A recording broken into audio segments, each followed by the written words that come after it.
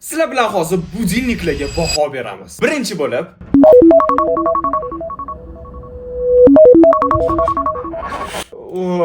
Просто iPhone'ning budilniki. Juda ham неприятный. Mana hozir eshityapman, etim jimirlab ketyapti bor. Qanaqadir miyamga panika yuboradi bu ovoz eshitsam-chi. Xullas bu eng yomon budilnik. Shu 5-o'ringa ketdi, tushdi pastga. Ikkinchi budilnikimiz.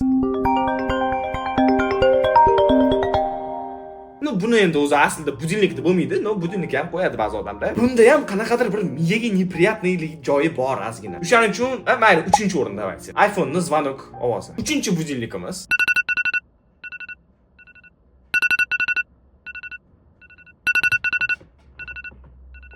Bu ham bir iPhone'ning yana bitta budilniki. Просто miyaga panika yuboryapti-ku, yuragim jiz qilyapti mana buni eshitganda. Bu 4-o'rin. 4-chisini eshitamiz.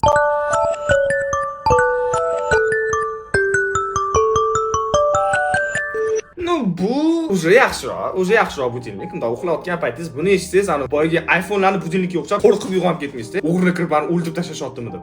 Bu ancha приятныйroq. O'shaning uchun 2-o'ringa qo'yamiz. Samsungning budilniki. Va oxirgi 5-ringtonimiz.